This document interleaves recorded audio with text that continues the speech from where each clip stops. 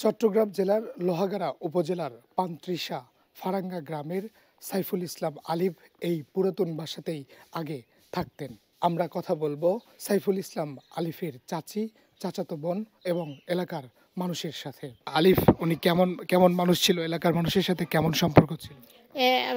আলিফ এখন এলাকার মানুষ ওনারা ফুসর করতে পারবেন খেন ভালো দা আমার আর পুয়লি বলি আই বালা হইম দা খারাপ না হইম ওনারা দেশবাসী আড়াইলা বাবাই কল তুমি ফুসর করি চাইতে পারবেন আর পুয় ফোনকে আর অন্যান্য বেগিম বালা গিয়ে দে আর পুয় আর যে জায়গা না যা আর পুয়ের একে হইয়ে ইয়ে নারা বিশ্বাস চাই বিদ্যান আনারা তুন বাবাই কল আনারা সাবান ধরি ভালো ভালো আমাদের ছোট ছোট ছেলে মেয়েদের সাথে অনেক মিশতে উনি ভালো মানুষ ছিলেন, অত্যন্ত ভালো মানুষ ছিলেন, নামাজি মানুষ ছিলেন।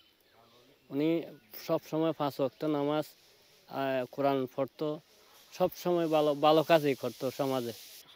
জি, উনি অনেক ভালো ছিল, সবার সাথে মানে খুব ভদ্রভাবে কথা বলতো। মানে আমরা সবাই ওনাকে মানে চিনি এরকম আর কি। তো আমরা চাই যে কি ওনাকে বিনা কারণে হত্যা করা হয়েছে। তো ওনার যে মানে উনি যাকে এই মামলা লড়ছিলেন এই জন্য ওনার আজকে এই অবস্থা। তো আমরা চাই যে কি ওনার হত্যাকারীর ফাঁসি হোক।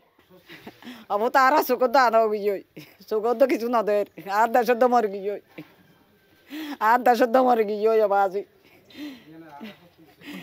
আর আওয়াজ সবচেয়ে বিচার চাই, আল্লাহরও আসতে বিচার চাই বাজি সৎ বিচার। সে একজন সৎ ও ন্যায়পরায়ণ ব্যক্তি ছিলেন। সে সবসময় মানুষের সাথে দেশের সাথে মিলেমিশে থাকতো এবং আইনজীবী হিসেবে সে কোনোদিন কারোর সাথে গৌরব করতো না, কারোর সাথে কিনবল আইনজীবী হিসেবে কিনবল দেশে আসলে আইনজীবী হিসেবে পরিচিত দিত না। সে একজন সাধারণ মানুষের মতো চলতো।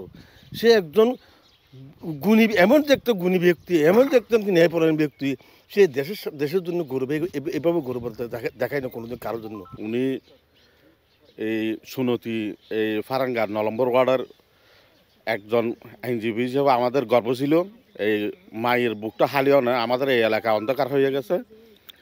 সরকারের আকুল আবেদনভাবে আমি সুষ্ঠু বিচার চাই, যারা দোষী ইতারা আমরা ফাঁসি চাই।